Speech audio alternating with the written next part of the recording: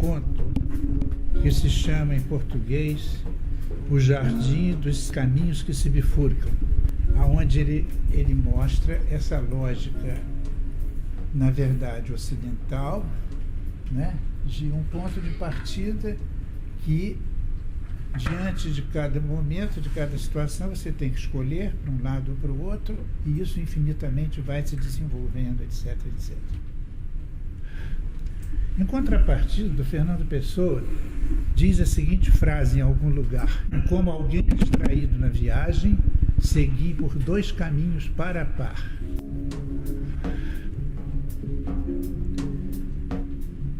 Obviamente isso não é possível, mas é uma boa metáfora para o que eu quero trazer. Se nós considerarmos nossa situação no mundo, a cada passo de nosso encaminhamento, supostamente para algum lugar, sobretudo do ponto de vista mental, a cada passo a gente tem que fazer uma opção. Na verdade, a nossa mente costuma funcionar em oposição. E não é uma questão puramente ocidental, porque o pensamento oriental tem o mesmo tipo de questão, como, por exemplo, na China, o yin yang como oposição mesmo seja reintroduzida, etc. Então, a cada passo da vida, a gente tem que fazer uma opção. Né? Estamos diante de quê? Diante de uma bifurcação, e nós escolhemos ou não, porque existe neurose obsessiva que fica na porta, na dúvida eternamente qual caminho vai seguir. Se não levar um empurrão analítico, vai ficar ali, né? Assim como a histérica também é típico das neuroses. Eu estou falando da linguagem antiga, eu não gosto desses termos, mas é o que são os conhecidos: histérica, obsessiva, né? As histéricas param e não conseguem continuar porque elas querem os dois ao mesmo tempo. Fica um pouco difícil. Então, geralmente, a gente faz isso, aqui escolhe alguma coisa, aqui outra coisa, depois outra. E fica esse caminho. Andando para frente, os caminhos de ida são em bifurcação. Né?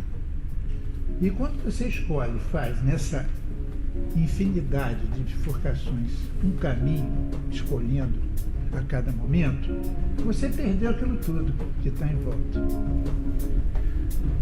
E a sua vida fica um pouco menor, como a de todo mundo. Isso é mais ou menos aquilo que Freud chamava de recalque. Se você escolhe um caminho, você recalcou os outros. Para reconquistá-los é extremamente difícil. Aliás, é impossível. Mas existe, pelo menos, um modo de pensar neste planeta que faz o caminho em unificações de volta.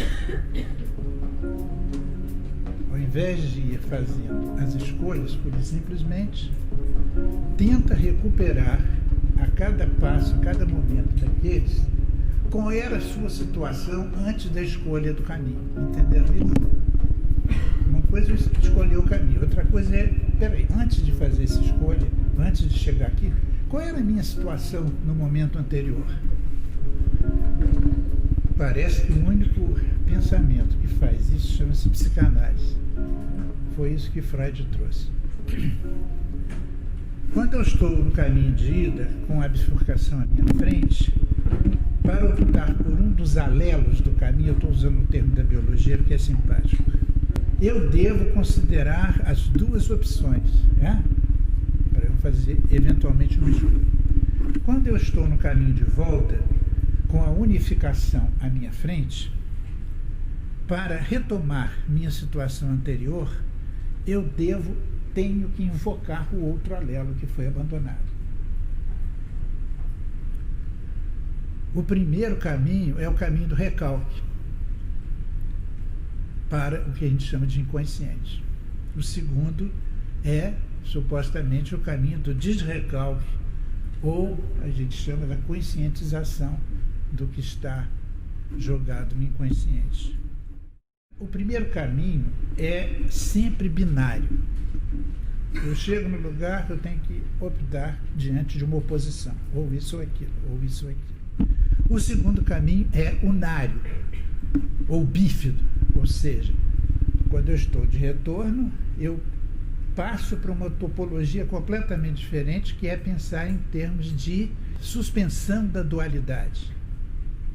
Ou considerar que o caminho anterior à minha escolha é um caminho que ele resulta em duas possibilidades. Isto não é coincidência opositória do velho Nicolau de Cusa. Não é a suposição de que os dois elementos que se opõem, né, se reúnem no elemento anterior. Não se trata disso. É que o caminho anterior, ele gera dois caminhos em oposição. Esses caminhos não estão coincidindo aqui. É o caminho que gera a oposição. Os caminhos dos outros discursos que nós costumamos frequentar, pelo menos na cultura ocidental, é um caminho de ida.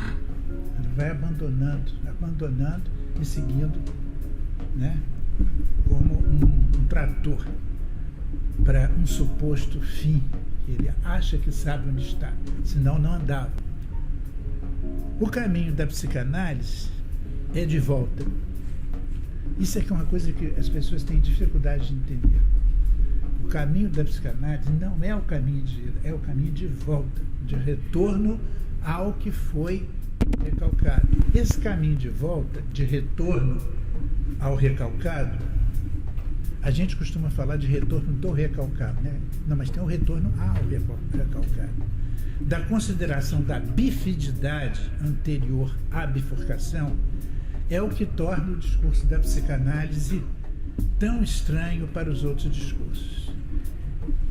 E mesmo esdrúxulo para o senso comum. Isso faz uma diferença radical.